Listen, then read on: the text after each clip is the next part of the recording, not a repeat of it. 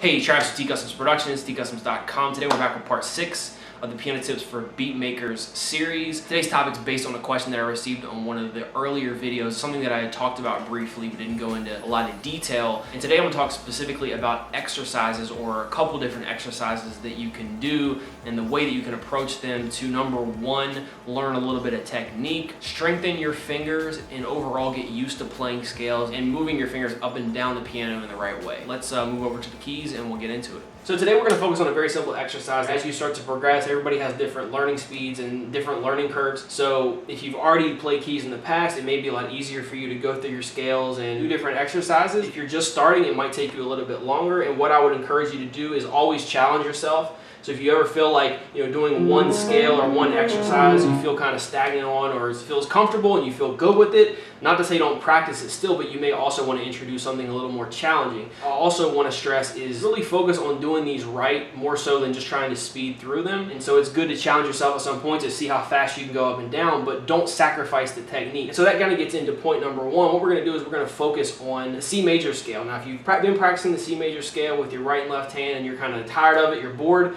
feel free to introduce the same exercise into a different scale altogether. So if you say, okay, I've already gone through C and G and A minor and F, I'm ready to step up to say D. A hugely important aspect to playing scales, to playing any kind of exercises, and to really setting yourself up for a great foundation to be able to play more advanced stuff later on is the technique and understanding how your hand needs to be positioned. If you develop bad habits over time, it's going to be a lot more difficult to correct. So if you get used to playing scales with your hands all flat like this,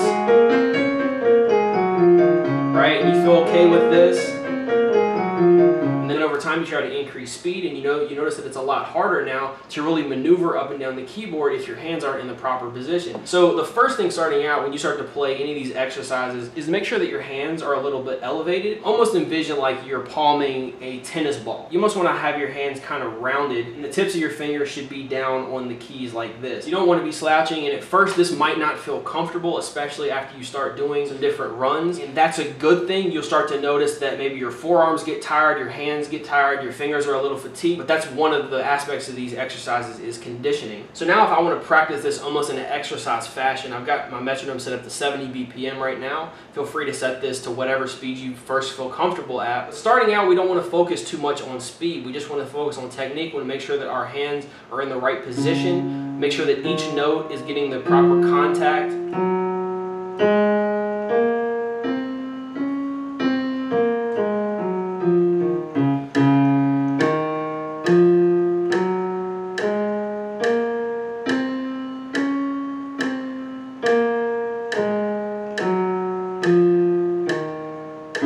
Now I know that might seem very boring at first. If you feel very comfortable doing this, you may still want to run it at slower speed, maybe up to 5-10 times, just to make sure that you're exercising all your fingers independently. You'll want to introduce the same scale on your right hand. So maybe you feel good with that after 5 or 10 times of doing this full C scale. Now we step it up about 20 BPM.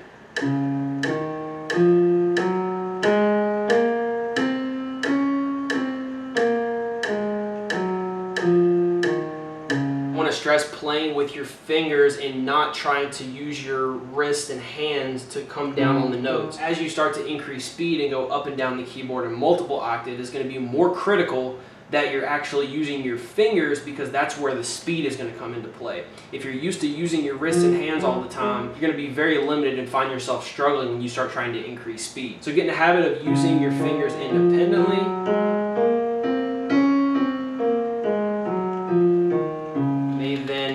Increase speed again. Let's try another 20 BPM.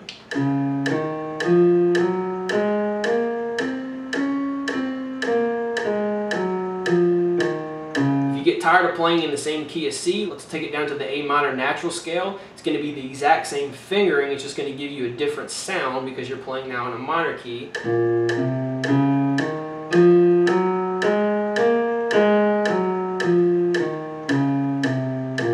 Comfortable with C, G, and D. Let's go up to A. Stepped it up to 130 BPM.